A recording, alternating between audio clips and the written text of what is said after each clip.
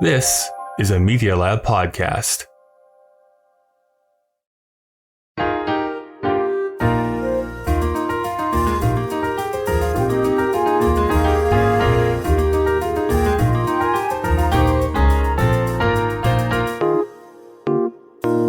Welcome to Putting It Together, the podcast that goes through the entire body of work of Stephen Sondheim, show by show and song by song. My name is Kyle Marshall, your self-described Sondheim expert, and welcome to this little mini-series called Sondheim Revisited. To be honest with you, I don't know if there's going to be... I don't know how many episodes there's going to be of this little mini-series. For sure, I've already recorded 4. There's a 5th that I know I'm going to be recording for sure, and there's 2 other people I'm trying desperately to get onto the podcast. So we'll see if those happen or not. So at least 5, potentially 7, and also very potentially an 8th.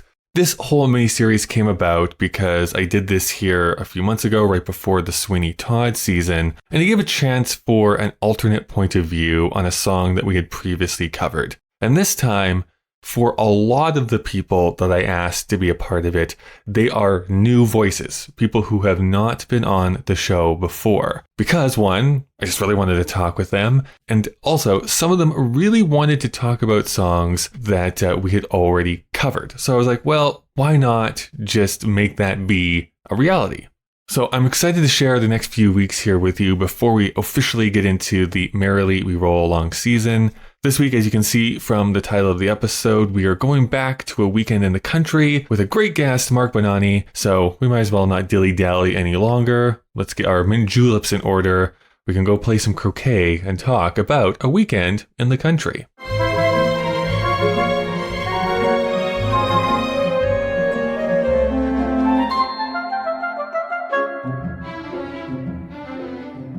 Marc Bonanni, thank you so much for joining me here today. Oh my goodness, thank you so much for having me. This is going to be a lot of fun. I'll speak for myself. I'm pretty sure that I really started seeing a lot of your posts on Twitter specifically once you began covering Schmigadoon this past year. So I think first and foremost, we need to start off by you telling us a little bit more about what Broadway by Ghostlight is all about. So Broadway by Ghostlight came about. I had wanted to be, quote unquote, a musical theater historian. Like that was what I had chosen as my life. But it's like, what is that? People would say, okay, great. What does that mean? And I'd say, I don't know. I didn't feel like writing a book. I don't enjoy writing that much. And podcast, I wasn't feeling the podcast thing, right. And so I was really into Marvel during right before Infinity War. My wife and I did the whole saga in chronological order anyway, and I got really into these video breakdowns online, New Rock Stars and people like that doing all these trailer breakdowns and stuff like that. And I thought, God, wouldn't it be so cool if there was like a Broadway version of that? And I thought, well, maybe that'll be fun to try. And so that's where Broadway by Ghostlight was sort of born out of that. I guess to marry these two things together, like what was your first introduction to theater? Like, I guess what made you fall in love with theater in the first place? So my family is so not theatrical. They're all like race car drivers and lawyers. Okay, great. And one's a race car lawyer. It's a really wild.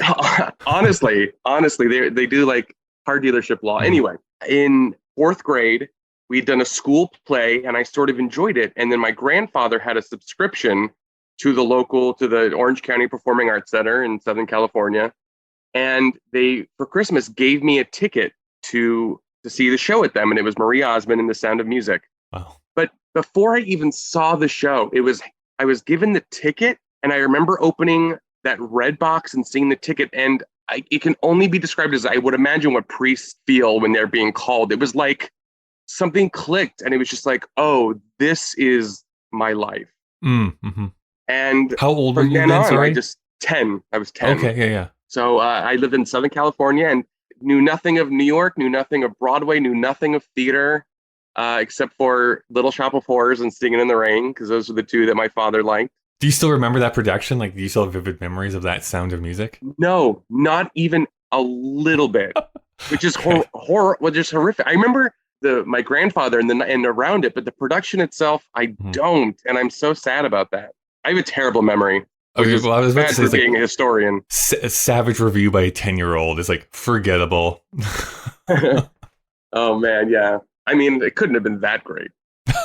I remember a little later seeing Carol Channing tour in Hello Dolly. Really? Wow. That I remember. I remember her entrance with the newspaper, and then her eating those potato puff things. Yeah. I mean, I will never forget that. God, how old would she have been in that tour? She had to have been 70s? Late 70s. Yeah, I mean, yeah. All right. That, yeah, and Damn Yankees with Jerry Lewis.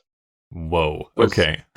Because I was a huge, while kids were watching, I don't know, Power Rangers or whatever, I was watching Martin and Lewis, Abbott and Costello, like all the black and white comedians. Right, so, you were one of those kids, yeah. I was one of those really annoying, weird kids. It is remarkable, mostly because I had some similar interests when I was growing up, but it's so frustrating to like make a reference to something that is like so second nature to you. And it's like not even people your own age have any clue. And sometimes even people that are like 10 years older than you, like, I still don't know what you're talking about. Like, but but the good thing is they've never heard these punchlines before, so I can pretend like I'm really funny. So who's on first is what I'm actually asking. Yeah.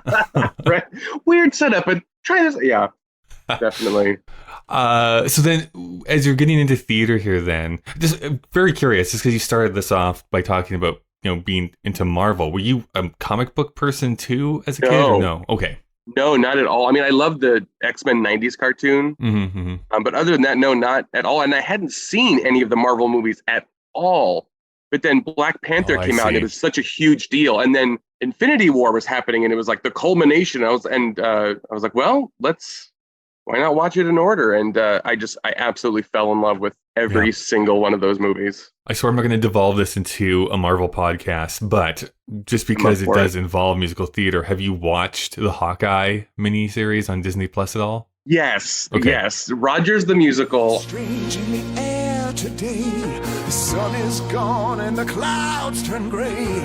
Just what's coming is hard to say. I don't know. There's a battle above the street. The ground is rumbling below our feet. The skies turn red and I feel the heat. Gotta go. Who can save us? Our city sings. We need the hope that salvation brings. You've the power to find the light. Avengers assemble and fight the fight. Save the city, help us win. Save us all from the state we're in. Things look dark, but I know this can't be the end. Steve Rogers, Captain America, is my guy. That's my hero. So I was all for this. I will say, I'm really sad that people think it's good. Like people are like, wow, that was really good. I'm like, no, that was not. No, it was intentionally supposed to be bad. Like that is what the point of that scene is. That was terrible. Like that was horrendous. What is great is that for people who are Broadway people, like, oh, they have some really great Broadway actors in this like throwaway scene. I mean, it definitely, yeah. Adam Pascal is like random citizen number 12. Yeah, I was all for Rogers the Musical, and I did a video on a real Captain America musical that almost happened in the 80s, which was a lot of fun to research. Hey, if Superman can have his own musical, Steve Rogers can have his own musical. That's a rough one too. I mean, the show is fine, but there's a TV version of It's a Bird, It's a Plane of Superman that if you can watch it, oh boy, yikes. So you're into theater, of course, as this young kid. What was your first introduction to Stephen Sondheim? I think it has to be most kids, certainly in my generation, was the filmed version of Into the Woods. I mean, I watched that once a week, every week for my entire childhood. I mean, that was it. And, West Side Story and I'm sure, but Into the Woods certainly was my first love. And then actually in high school, I took sort of a musical theater. I had a mentor that would teach me and introduced me to Passion. And I absolutely became obsessed with it because the first time I watched it, I hated it. Right. Yeah. But then I feel like I went through a Giorgio, thing with it, and I became obsessed with it, and it grew to love it, and so it was just so interesting to me, that show. And I love watching people watch it for the first time because inevitably they're just so turned off by Fosca. And who is this person? But Anyway, so yeah, I fell in love with Passion. I always said that was my favorite show because I felt like it made me seem really smart as well. But Yeah, push up your glasses. My favorite show is actually this thing that only ran 200 performances. Yeah, right. That's cool. How about a little night music? When was your first time getting into a little night music? A Little Night Music was actually a blind spot for me in my knowledge for a very long time. I think it was really the '09 revival. It was certainly the first time I'd seen it. And so except for, Send in the Clowns, of course, I don't know that I knew too much about it. It intimidated me for some reason. I guess I thought it was I don't know what I thought it was, but I think a lot of people just assume it's kind of like a stuffy kind of serious piece. And then people get into it like, oh, it's very funny. It's like it's a super big comedy. The light little rom-com at the end of the day. Yeah. I mean, it's just it's just a gilded rom-com. I want to know more about that '09 revival. Like, how far into the run did you see it? I saw it, I think when I saw it, I saw the original revival cast, but Catherine Zeta-Jones was out the night which was very sad. Although then the Tony performance happened and maybe This is the hardest thing because I've heard people, I think that have even been on this show, that do tell me that they saw her on Broadway and she was great, or at least very good. That is what I've heard, and that her Tony performance was a whole different animal. Yeah, because that Tony Awards performance, I agree. I remember watching like, oof, that was rough. Yeah. And so I saw it that time, and I was like, okay, that was enjoyable. Fine. Mm-hmm. But then I saw it again with Bernadette Peters and Elaine Stritch. Yeah. And it was like I had never seen or heard anything from that show before, and it absolutely blew me away. I fell in love. That production absolutely lives rent-free in my head. It was, I don't know what, and Angela Lansbury, for God's sake, she was amazing. And like I said, I didn't see Catherine Zeta-Jones, but Stritch and Bernadette brought something to it that was... Well, I think the quips I see online, somewhat of the unfortunate thing is that Elaine Stritch was kind of known for forgetting her lines in that run, but was the perfect person to play Madame Arnfeld. Like, she just nailed that role. Oh yeah, and I don't remember any. I mean, I think rumor is she had an earpiece, but I can't remember how soon into their run I saw it. I saw it around Thanksgiving, but I don't remember when they started. Mm-hmm. But there was no flubs or anything that I noticed. Right. Yeah. So you're seeing this like kind of new for the first time sort of thing. I guess where do you place A Little Night Music now in kind of your either Sondheim list or your just all-time musicals list? It's really high up there in my Sondheim list. It really is. I fell in love with that show hard. I go back and forth. I was sort of off Into the Woods for a while, and then now with the encores back in, and I just did a video about the film version. I'm like, oh my God, this is a masterpiece. So it's so hard, but it's definitely one of my faves. And Weekend in the Country is a huge part of that, actually. Oh, yeah. What a great Act 1 closer. I think it's one of the best. It's the greatest Act 1 closer. I was trying to think of other amazing Act 1 closers today, and I really think it's got to be the best. Yeah, especially as when you think about the conceit of theater, right, where there is that intermission period for most musicals, when you nail this number, I can't imagine most people being like, well, I'm out of this theater. It's like, no, I want to come back. I want to see what's going on. It leaves you wanting to not have an intermission. It's like, no, it's like a cliffhanger at the end of an episode of, Stranger Things, which I'm watching right now, which is why it came to my head. It's like, oh my God, no, I got to watch the rest right now. Because it's so thrilling, because it's its own little play, which sort of Sondheim talks about in his tones. How it's this sort of play within a play almost musically, and it so perfectly wraps up the first act and gets you anticipating and can't wait for the second act. It's truly extraordinary.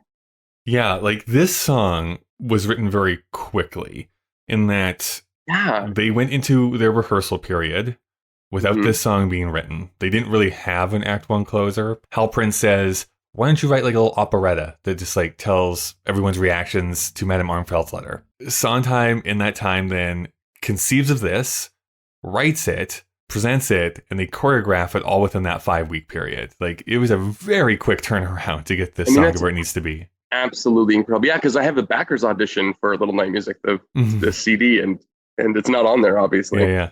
Just imagine Sondheim doing all the voices. It'd been great. But No, I would like to see that. That would be something. what is happening in the show, like right before we go into this song? Well, it's all been building up. We've got this. Oh God, I feel like I have to go through the whole plot to it.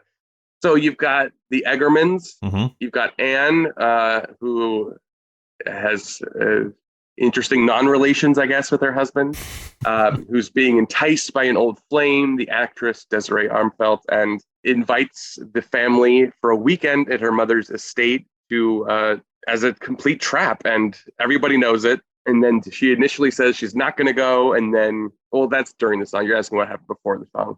Basically, yeah, she's laying this trap to ensnare herself a husband. Yeah. Yeah, that's basically exactly right. Like Charlotte's on her way to convince Anne to actually go to this little makeup thing that they're doing, and so everything's coming to a head. All the plot lines in Act 1 are kind of like all coming and hitting each other all at once. Speaking of the 09 revival, hold on. I realize this is a podcast and your people can't see, but from the 09, I love that production so much. I have the weekend invitation. Oh, this is the actual prop invitation signed by Bernadette Peters. That's amazing. How did you get a hold of that?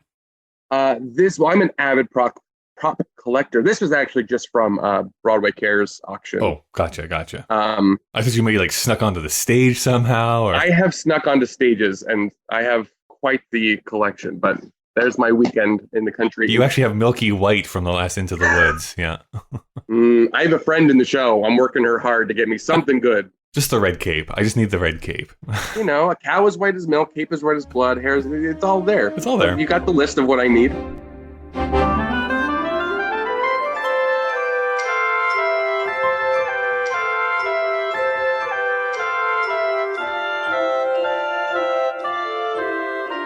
Hey everyone, just Kyle breaking into the conversation here to tell you about some of the people and organizations that help this show continue to go.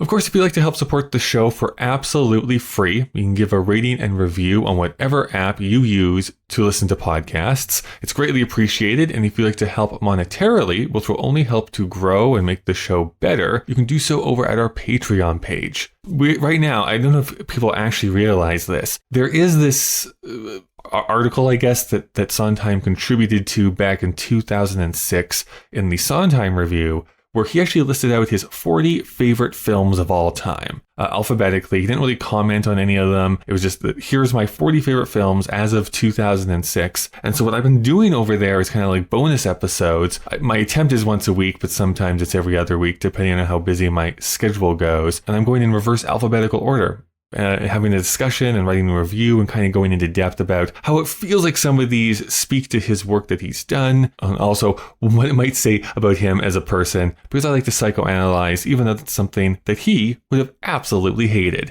Anyways, that's some of the Patreon content that you can expect over there if you do want to be one of those people who help support, but please do not donate if it impacts you negatively financially. I will give a shout out. Thank you to our new patron this week of Ted. Thank you so much for joining us over there, Ted. And I also need to give a huge thank you to the God That's a Good tier from Patreon of Jack, Todd, Carrie, Louise, Christopher, and Stephen. Putting It Together is a proud member of the Alberta Podcast Network, locally grown, community supported. The Alberta Podcast Network promotes and supports Alberta-made podcasts and connects their audiences with Alberta-based businesses and organizations. This episode of Putting It Together is brought to you by Taproot Spotlight, a service that helps businesses and organizations pay attention to the people they serve. Taproot tells you the news about the people and companies that are important to you. Use that information internally to keep everyone on the same page, or share it with the world in your newsletter, on your website, and on your social media channels. Paying attention pays dividends. Find out more at taprootpublishing.ca/spotlight. That's taprootpublishing.ca/spotlight. This week we're also brought to you by Pod Power, and with Pod Power, our sponsors are making it possible for us to amplify the voices of Albertans and Alberta podcasters. This episode, the Edmonton Community Foundation is helping us give a Pod Power shout out to Your Forest. Your Forest is a podcast about the natural world. Hear stories about the environment, renewable resources, conservation, forestry, hunting, fishing, and more. This is a podcast for those who cannot live without the joys and wonders of all wild things. Find Your Forest wherever you get your podcasts at yourforestpodcast.com. That's yourforestpodcast.com.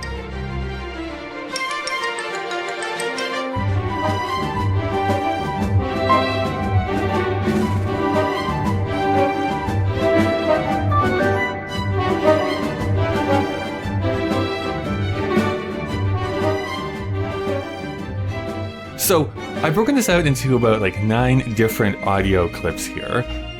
We are going to focus on that '09 revival. I thought it would be good just to give credit where credit is due here then in this case. So in order of appearance, at least I'm pretty sure this is the order of appearance and everyone is accounted for. Even though the whole company comes on at the very end, I'm just focusing on the people who get solos. So we have Petra, who is portrayed by Leanne Larkin. Anne was by former guest Ramona Mallory. Frederick is Alexander Hansen. Charlotte is Aaron Davey. Carl Magnus, Aaron Lazar. And Henrik, Hunter Ryan Herdlicka is the people that you're going to be hearing on this recording. And so, yes, A Weekend in the Country starts, the letter has arrived, and this is what you would hear.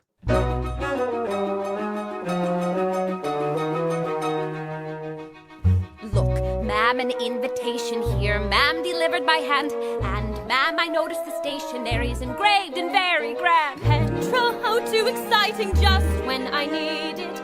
Petra, such elegant writing, so chic, you hardly can read it. What do you think? Who can it be? Even the ink, no, here, let me. Your present, just think of it, Petra, is kindly, it's added to, requested, etc., etc., Madame Leonora. Oh no! Now, if people don't know, I just want to bring this kind of little fun fact out here again. Do you know the interesting connection between this and the original production of Little Night Music, specifically for the Anne character? Of Ramona? Yeah. Yes, as the daughter. She is the daughter of the original Henrik, which is amazing. It's one of my favorite, I think, theater connections ever. Yeah, so it's kind of cool to have that little bit of connection to the original. But anything you want to say about this opening bit here between Petra and Anne? I just love, before we did this today, I was like, okay, I'm going to go through, because I have, 5 or 6 different recordings of the show, or 10 or 12, if I'm being honest. And so I listened to different versions, and I love it. I think the song is best when it's well acted, when they put emphasis on the acting and let the acting breathe. And I feel like this production does a really good job here. And I feel like the Anne here really feels young. I feel like you get that youngness. Often she could feel smart as a whip. But she really feels like the young girl in distress. And her oh no just kills me. When we were doing the All Night Music season, this is kind of the continual conversation we had about Anne. Is how do we approach her, especially in a modern context? What are we supposed to feel for her? What actresses have imbued what attributes to her? And I think the biggest thing here is that, she is a little bit in over her head. She is kind of caught in between. She isn't an adult, quote unquote, but is still very childlike in her demeanor. And I'm going to call out Sondheim one more time here. This is a great thing in that he does have his characters sing differently, right? Petra is singing differently than what Anne is singing here. It's not just the same types of verses that he's giving each of his characters, which is kind of fun to play around with here too. I'm going to continually call this out probably out through this entire song, but the more you delve into his rhyme scheme in this song, it blows my mind what he is able to kind of get, because invitation is rhyming with the station, and then airy kind of continues on to the next line. But then you have some fun here with you think, the ink, can it be, let me, there's just some stationary. There's a fun one with stationary. The stationary one is fun. Yeah, he was really thinking hard on how it's to make incredible. all this Do you know work. when I was thinking, another random thought, do you know what finger tutting is? No, I don't think I do. Really random. Finger tutting is a sort of dance style, but people who do weird thing with their fingers and make all these weird intricate shapes, and it's anyway, look up finger tutting. But it reminded me of how he works with the lyrics, how it it's seemingly it's just on another level of consciousness, seemingly. I think it's one of those things where, because they are so compact and natural sounding, you can almost forget, like, oh, this is actually all rhyming at the same time. I think that's what always impresses me, is like, I wouldn't know on probably first listen that he's rhyming invitation with stationary. Like, it just rolls off and it sounds right. Yeah, I could have written this one song and retired on that and been like, I'm a genius. well, I've made a masterpiece, and goodbye, everyone. Right? It's just done and finished with life. But no, you kept going. Right. Well, let's keep going. Here is what the next part of the song here sounds like. A weekend in the country. We're invited. What a horrible plot. A weekend in the country. I'm excited. No, you're not. A weekend in the country. Just imagine. It's completely depraved. A weekend in the country. It's insulting. It's engraved. It's that woman. It's that Armfeld. Oh, the actress. Oh, the ghoul. She may hope to make a Charmfeld, but she's mad if she thinks I would be such a fool as to weekend in the country. How insulting. And I've nothing to wear. A weekend in the country. Here, the last place I'm going is there. Charmfeld and Armfeld is the best one of this. That is one of my favorite little sections. There's just so many good bits in there. I'm trying to. Well, I think it's because it really does sound like they're having a conversation, right? I think this goes back to that acting thing you were talking about, right? Like, Petra's not saying we're invited as a statement; she's asking it as a question. So you need to understand, it's like, we're invited, like this whole household is invited, and Anne being like, well, we're definitely not going. I am putting my foot down. We are not going to where that horrible woman is, or the ghoul, I guess, is how how she phrases it. In all the live recordings I listened to today of different productions, the original, the national tour, London productions, it's engraved, always gets the biggest laugh without fail from the audience. Yeah, because normally, at least the two productions I have seen, both filmed, is like Petra's like grabbing the letter and like looking at it, and it says it's engraved. So like she's like marveling at the letter, right? She's not really even listening to what Anne is saying here at this point. Yeah. At certain productions, if she says, "Here, let me," and like she's not taking it. It's like the direction is in the song, and sometimes they don't listen, and it drives me crazy. Certain productions are better than others. This one did a good job. The 1990 New York Civic Light Opera one also did a really good job. Really good, well acted. I guess I haven't checked in a while. It was available on YouTube, so if you want to go and check that out, you definitely can. Yeah, that's a good point. And here, when she says, "I have nothing and I have nothing to wear," it's my favorite version of that line, because I feel like she's the only actress who, I feel like that line sort of betrays herself, like that she's actually thinking about going. I don't know what I'm saying, but that line delivery is my favorite. I think, again, it just imbues Anne with a little bit more character in her piece, right? Yeah. Sometimes what can happen, at least I feel, is that people can lean too far in one way or the other, where she's just too childlike, or she's maybe too upset or something like that. And here it's like she's both, right? Yeah, I don't want to go. And oh, by the way, I also don't have anything to wear, so it doesn't even matter. Yeah. I mean, it's almost, God forbid I say Sondheim is sitcom-y, but it's almost like a sitcom-y line. I mean, it's a gag line, and I feel like it's brushed off. Hold for applause, hold for applause. Yeah, and I have nothing to wear. It's just, anyway. Now, this is a good point, good spot, to bring this up. So in this version of the song, if you listen to this revival on the album release, they basically leave in all the book scenes here as well. So you actually hear a lot of the talking bits. I've actually cut all those parts out just for our listen through here today. But my question to you is, this is a hot button issue I find for like Broadway nerds. Do you enjoy cast albums that have a lot of the speaking bits included? Part of me really appreciates it. I'm like, the more the better. But there are some times where I'm like, just stop talking. It's not in this song. I feel like it's all one piece. It's designed as one. But I was thinking, like, the cast album for Ain't Too Proud randomly pops into my head. There is so much dialogue on that CD, especially like before a song. It's really not great. because you just want to hear the song. I'm not. I don't need context. Just give me the song. Yeah. But The hard part is that like I can go both ways on this, but as someone who rarely gets out to New York to enjoy these Broadway shows, a part of me does like having some of that context provided, but at the same time, yeah, when I've listened to it dozens of times, like just get to the get to the part where I want to actually listen to the song. Yeah, it can be excessive. I think it's a case by case basis. Mm-hmm, mm-hmm. Frederick is going to now kind of join us here in a moment, but this is how the song continues to go. Guess what? An invitation. Guess who begins with an A?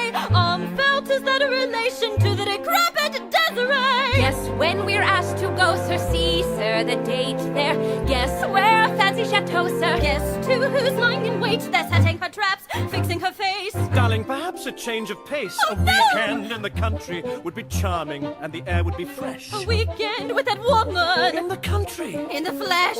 I've some business with her mother. See, it's business, oh, no doubt. But the business with a mother would be hardly the business I'd worry about. Just a weekend in the country, smelling jasmine. Watching little things grow. A weekend in the country. Go! My darling will simply say no. Oh. All right. It makes me laugh so much. Which part? The very end there? Oh, so many of it. The business with her mother would be hardly the business I'd worry about. I mean, that's genius. Also, her at the end there, that kills me. Her little Oh yeah, this is great. I mean, just to call it out, but watching little things grow, I think that's a great little dig at her husband there. A little, definitely. It's so funny. I actually watched an all-male version of this where they really played up that line for Broadway backwards, and that was fun. I love the one that like begins with an A, decrepit Desiree. That's the rhyme that's happening in that, which is great. I'm a sucker for alliteration, so exactly. I'm trying to see if there's another one here that I like. And she hits that decrepit too, Ramona. She hits that decrepit so well. And I love Petra's like lighthearted scheming to try to get away to this weekend retreat.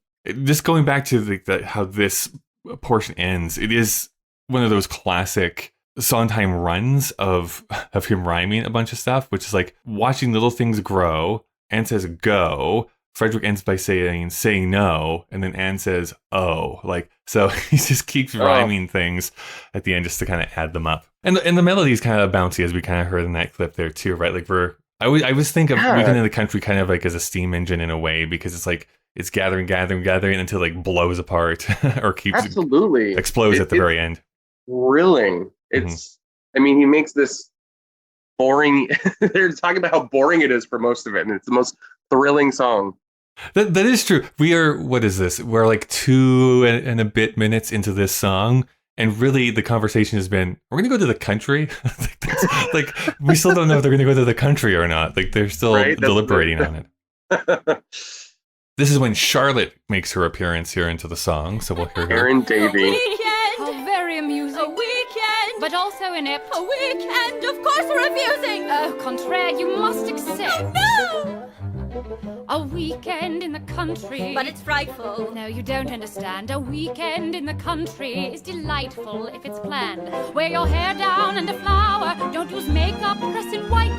She'll grow older by the hour and be hopelessly shattered by Saturday night. Spend a weekend in the country. Well, accept it. I'd a feeling you would. A weekend in the country. Yes.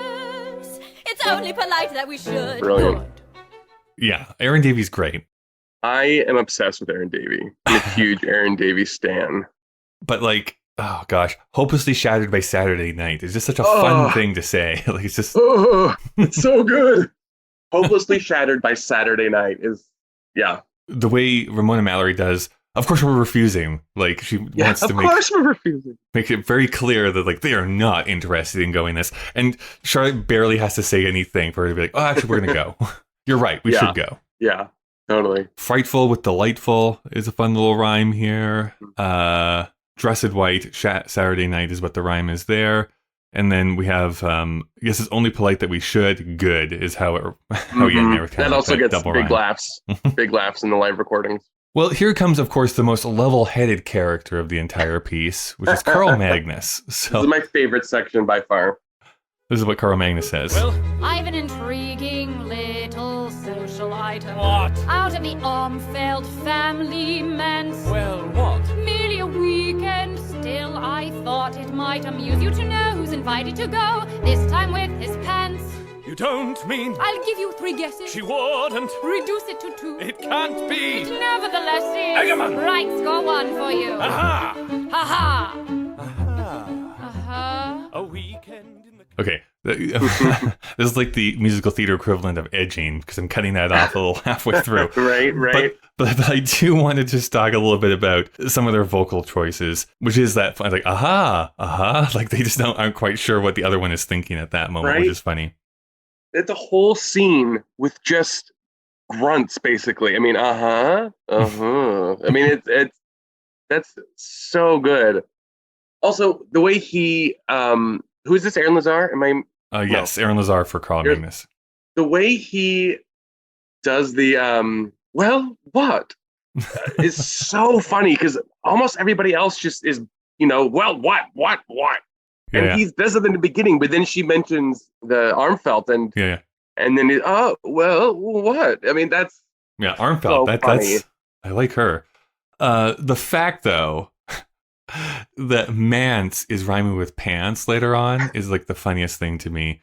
But the other one I think that is wild is social item is it mightum use you. Like that is what is wow. that's what the rhyme is in that case. That's nuts.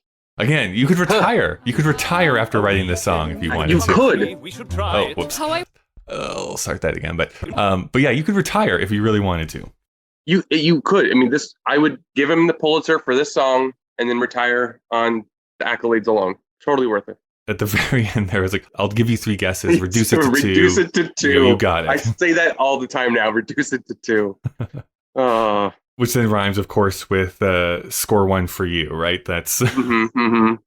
Anyways, some great stuff here. This is now the part, of course, where a bunch of people are going to start to sing over top of one another. So in the original episode, I do go through like what everyone is actually saying, but it's more fun if you just hear it as a that was wall of just fine. sound. A weekend in the country, we should try it. How I wish we'd been asked. A weekend in the country, peace and quiet. We'll go masked. A weekend in the country. Uninvited, they'll consider it odd. A weekend in the country, I'm delighted. Oh my god. And the shooting should be pleasant if the weather's not too rough. Happy birthday, it's your present. You haven't been getting out nearly enough. And a weekend in the country. It's perverted. Pack my quiver and bow. A weekend in the country. At exactly 2:30 we go. We can't. We shall. We shall. I'm getting the car and we're motoring down. Yes, I'm certain you are, but I'm staying in town. Go and pack my suits, I you will. will. We I should will pack pack everything everything fine. I It's own that wonderful shoots. news. Are you sure it's all right? Making it So talking about that acting, or returning back to that acting piece, I love the fact that basically Carl Magnus in the back half of this song is just yelling Charlotte's name. Like that's all he is there to do. It's like Charlotte. I love Come and he's like, get my stuff. Charlotte, and she's like, don't shout. And he's like, Charlotte. I mean, I love that. Also, in the beginning of this section, we'll go masked, which is, that's such a funny line now. It's such a different context now. We'll go masked. True. I'll always think of it differently. But I love that it's happy birthday. It's your present. Like he clearly doesn't have a present for her. He's just like, oh yeah, it'll be your present. Spur I love of that. the moment. What a man thing to do. Can I just say that? To throw my own gender under the bus. But it's just like, right? Oh, I forgot about this is your birthday present. The This thing I spur of didn't the know moment about. thing. There you go. Yeah. Such an ass. What is it? The peace and quiet. We should try it. Peace and quiet. That's what's being there asked and masked. Oh my god! The way she says, Aaron Davies says that. Consider it odd, and then oh my god, right? Oh That's, my god! That's the rhyming couplet there. But I think that kind of ending section that we were listening to there, as their voices all coming together. This is where, when you're watching on stage, it's so thrilling because it's like you fundamentally understand what everyone is saying. If you don't picking up like every single line that is being sung here. It's like, okay, this couple's doing this, that couple's doing this, and this couple is doing this. And so it's all kind of working together as they're shouting over top of one another. And it's like, what they're, the emotions and the vibe is more important than exactly what they're saying, I think, in those moments. We sort of know the argument. And I love it was this song that he was concerned about writing the way he wanted to, right? Sondheim, and then he went to Hal, and Hal showed him in the rehearsal space how he could make it work, jumping from location to location, which freed him up to write even more. And then for the film, he wrote even more. Yeah, exactly. I think this is, when you watch the evolution of Sondheim through the 70s, each show basically reveals a new bag of tricks that he kind of like perfects in the 80s is what is my working theory that I've been doing here recently, because it's so true. Like each show in the early 70s, like, can I do this? Oh, I can. Can I do this? Yes, I can. And he kind of just keeps replicating that in subsequent shows. And this is one of them. Yeah. The only thing that I will say, like, this is a very Sondheim-y thing that was happening here, where people are having their own lines, singing over top of each other. They're not worried about the same melody or the same time signature even. But the next part that we're about to go into is actually something that he very rarely does, which is have all the people on stage sing the same thing at the same time. He was very anti that. Like, he really did not like doing it, because he said, unless it's a very specific situation, not everyone on stage should be singing the same thing, because not everyone is thinking the same thing in crowds. But maybe in this case, it's like they're all wanting to go to the country, so he was able to go against his rule here. But talk about great rhymes. Let's jump into this as they sing. We're off on our way, what a beautiful day for a weekend in the country. How amusing, how delightfully droll. A weekend in the country, as we're losing our control. A weekend in the country, how enchanting on the manicured lawns. A weekend in the country, with the panting and the yawns. With the crickets and the pheasants, and the orchards and the hay. With the servants and the peasants, we'll be laying our plans while we're playing croquet. For a weekend in the country, so inactive that one has to lie down. A weekend in the country. Okay, so before we hear Henrik rain on everyone's parade here. Laying our plans while we're playing croquet is one of my favorite lines. I don't know what it is about that line, but it just sends the fact that he's rhyming the hay with croquet is, I think, one of my favorite things in there. But this whole section is like, it's so, for me at least, as a musical theater fan and a lover of rhyme, it's like, it just hits my ear so well, this entire section, right? It's like, even later on, where it's like, with the crickets and the pheasants and the orchards, the one right above that, on the manicured lawns, a weekend in the country with the panting and the yawns. Like, it's so evocative. You know exactly what they're talking about. This lazy day out in the rich countryside, but with like the least amount of words that you need to make that your point. It's it's so crazy that he can keep the different intents, while rhyming. It's like, like some people can build with bricks, and then there's like an earthbender who can just will the earth to him. I feel like he can will rhymes and music to his genius, and that's incredible. It's just incredibly impressive, because that's the other thing that kind of we keep coming back to on this show, is that I think there's sometimes people will like either like parody or try and do like, this is my like Sondheim song or my send up of Sondheim. And very often I find what people try and do is use like very verbose language. And for some reason, for whatever reason, because like, well, that's not quite how he did it. Sure, he would sometimes use verbose language, but the majority of his rhymes are just simple words that he's just figured out a way to kind of like match them. That's the hard thing. He makes the simplicity of his words very complex, because he's layering them on. Like in this song, for instance, where it's like, I'm going to rhyme this with 3 stanzas ago and come back here and like pay it off in 2 more lines from now. Yeah. It's like, God, how do you do that? I mean, I think that harkens back to his mentor, Oscar Hammerstein II, in the simplicity. And then I feel like also a little bit of Larry Hart from Rodgers and Hart with the rhyme scheme thing. But that's, I guess, another conversation. That'll be my next podcast. We'll go through the Rodgers and Hart songbook. Sign me up for that one. I'm all about it. I love Lorenz Hart, too. He's one of my favorite subjects. So let's hear from Henrik here. This is basically like the little rain cloud above his head as he sings. A weekend in the country, the hives. The shallow worldly figures, the frivolous lives, the devil's companions know not whom they serve. It might be instructive to observe. First off, to steal from like another very well-known person who used language, I think he doth protest too much in this. I love the fact that he refers, and one of these being his actual father, the devil's companions. It's so funny. This section is so odd. It's just, I don't know. It's so interesting to choose to break up the momentum in such a way. I guess that's the intent. Yeah.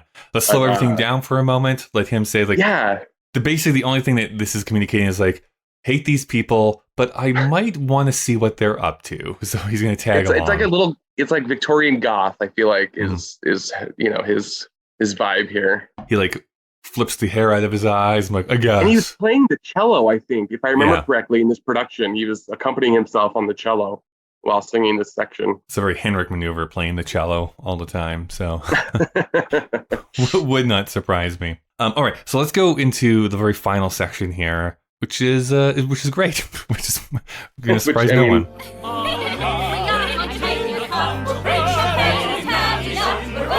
Like Carmax is still yelling Charlotte.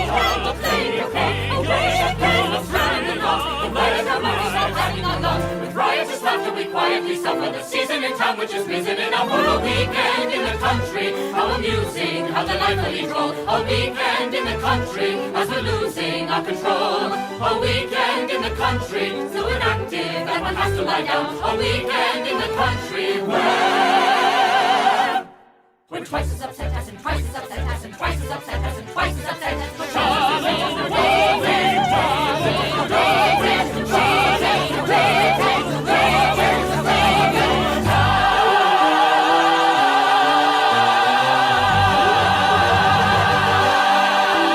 riotous applause. People. People buzzing into the night. Few songs make me want to change my life and become a conductor. That song, you really want to just get in there and just conduct the crap out of it. Get those horns at the very end. Yeah, it's great. Yeah, just. If I'm going to make any type of like negative criticism, there's one small little pet peeve I have right here, which I don't know if I brought up the last time we talked about this. Even though I like the setup, with riotous laughter, we quietly suffer the season in town, which is reason enough for. So suffer and enough for is what's supposed to be the rhyme there. So I guess if you enough for, like, you could say it if you had like an accent in I was gonna say it's kind of a California accent. So that's something I would say. If you're gonna do like the high class British accent, I don't think that actually 100% works. And it's the only one that I can say is like really like, oh, that's not 100% a great rhyme there. But everything else is great, so I'm willing to forgive it. I love delightfully droll, and that's obviously not a rhyme, but another great alliteration. No, but while we're losing our control, that's what's rhyming with droll. I love this last section because it feels like a microcosm of the whole number. It's like, it starts off with dissonance and argument, and then sort of evolves into everyone on the same page and like, all right, we're doing this. And it's the big finish. I think you called it out too. Like, I think what really makes this really hit home is not just like the chorus on stage, which is always so fun when like the whole company can come be on stage and be singing at full volume. Ending in town, great, right? They can elongate that vowel as much as they want. But it's the orchestra too. Like, you have to give props to the orchestra because even if it's a small one, it's like you can go kind of like full ham at this point. And it's like, it's not too much, basically. It's like, yeah, go for it. It's fine. Yeah. And it's, for such a intimate game, mental chess, you must meet my wife and things like that. So for it just to explode out with this, I don't know, verve is really, really thrilling. Now, have you watched the 1977 film that they made out of this? Where they're in those cars seem so dangerous. They're driving in the song. I rewatched the number before this, and they're in those cars. It was like, oh my God, slow down. You're on basically a board with wheels. No seatbelts, nothing. Like, they're just zooming along. and they almost run over a chicken at the very end too, which I've never noticed before. Interesting acting choices, or lack thereof. It seems they just seem to sing. They're like, oh well, I'm singing. I can't have individual thoughts. I just have to keep my mouth moving. Right. That's what it seems. A lot of it. It is so baffling to me because I really don't like the movie version. But like, it's fascinating to me that how Prince couldn't bring any of the stuff that made his stuff work on stage translate into film. I understand that they're two completely different mediums, but like, you would think that someone who thought visually like he did would be able to like, okay, I'm going to compose this shot. Yeah, it's so bizarre. So many, direct. Maybe it said he wasn't a choreographer. I feel like the best. Maybe because Fosse is great. Like if you want to watch Fosse's movies, Rob Marshall, a lot of these people were choreographers and director choreographers. So maybe there's something to that. I don't know, but yeah, you would think that. I mean, Hal Prince certainly could have. Yeah, but that being said, like. There's some moment, this probably the only moment like this sequence in the movie. There's at least some essence of, I don't know, fun and momentum. It's like the only time in the movie that I'm like, okay, maybe, and then no, it just goes back to being like fairly boring and pedestrian after that. So yeah, I like that Madame Armfelt. Madame Armfelt gets a little verse in there, which is that's right, cute. But they cut her liaisons, and I'll never forgive them for it. Liaisons, yeah. Have you done a breakdown of Little Night Music at all? No, I haven't. I try to do, for my breakdowns, I try to focus on shows that don't have a film version or aren't based on a film. So that I try to find shows that unless you have the script, you're not going to find out. Okay. You're not going to know the plot. But I've been trying to toy around with like 10 things. Like I did Sweet Charity. I want to do something with shows that are sort of well known, but just, other aspects too. Complete aside, the Sweet Charity movie, I also have a deep love for. Yes. The Big Daddy sequence in that with Sammy Davis Jr. is one of my absolute favorite musical theater sequences of all time. It is so good. 1000%. Ben Vereen, like a young Ben Vereen. Yeah. Like I feel like Evans. Not that I have ever done this in my life, but I feel like that could be like I could do a class just on that scene. It's like look at these cuts, and this is why this is important, and this is how he does everything, and why it's important to introduce the characters at this moment, and like it's all works so perfectly. Anyways, that's just so good. Nothing to do with this song at all, but if you see the Sweet Charity movie, that sequence is so good. And then when Sammy like riffs on the end, oh my god, so good.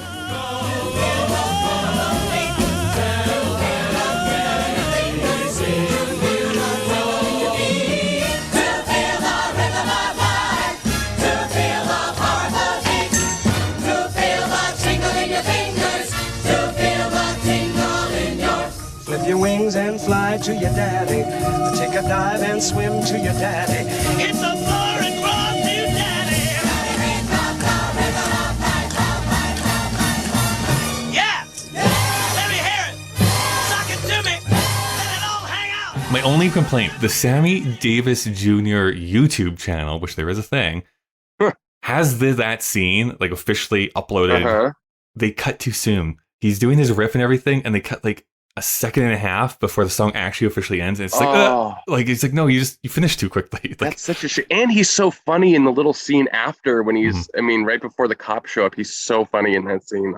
That's one of my dream roles. You just do that one number and then like maybe you're in the ensemble later. But like, you just like, bye everyone. Come in, kill it. It's like Teen Angel. You just do your one number and get out. It was like Pete Davidson on Saturday Night Live. You just come, show up, do Weekend Update, and then you leave. And then just check out and date. Date Kim Kardashian. What better life could there possibly be? Oh, God. Mark, thank you so much for being a guest here on the show. My God, thank you so much for having me, letting me fangirl out over some Sondheim. I guess I should ask, if Weekend in the Country, if we're just looking at the score of Little Night Music, this feels almost stupid after all the praise we've heaped on it, but like top 3, middle 3, bottom 3, how would you rank it in the order of the score? Top 1. Yeah, I was gonna say probably top song. Now Later Soon. There's some good stuff. It's a G, but it's definitely top 3 for sure. And I think the greatest Act 1 closer of all time. If people wanted to see what you're up to, follow you online, what's the easiest way to do so? You could go to YouTube at. You can follow me. I'm Broadway by Ghostlight, or on Twitter at Bway Ghostlight. Here is the hard question I'm ending this mini-series off with. What Sondheim show that you have not seen a live production of already would be like number one on your list? Like, I want to see a production of this. I have never seen a live production of A Funny Thing Happened on the way to the Forum. They were supposed to do a revival with James Corden before he got the Late Show. It was like in the cards, I heard. Yeah.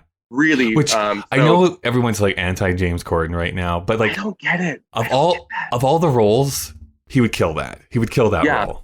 So I was gonna say Saturday Night, but then I realized I've never seen a production of A Funny Thing, and I want to see a really funny production of that show. I agree. I mean, I feel like we are probably, at least for the next few years, in for a bunch of Broadway Sondheim revivals, I'm guessing, especially with Into the Woods and the rumored Sweeney Todd. Yeah, the rumored Sweeney Todd that's supposed to be coming. But Signature Theater is doing 3 of them. It's going to be a lot. And hey, I'm for it. Maybe we'll get another Passion to come back. Who knows?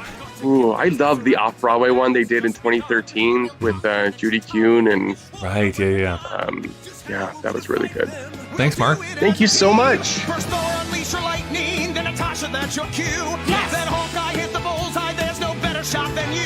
Right, Tony, you got nukes to catch, be careful not to crash. Thanks so much for listening. You can send emails to puttingittogetherpodcast@gmail.com. You can also follow Sondheim Podcast on Twitter and Instagram. And you can support the show on Patreon by going to patreon.com/puttingittogetherpodcast. Thank you to the Alberta Podcast Network, to Taproot Publishing, and to Pod Power this week. Putting It Together is available on Apple Podcasts, Google Podcasts, Spotify, and pretty much anywhere you can get podcasts from.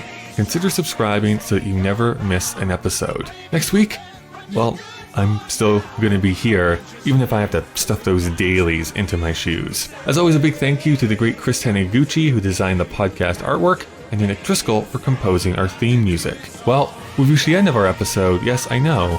Goodbye for now.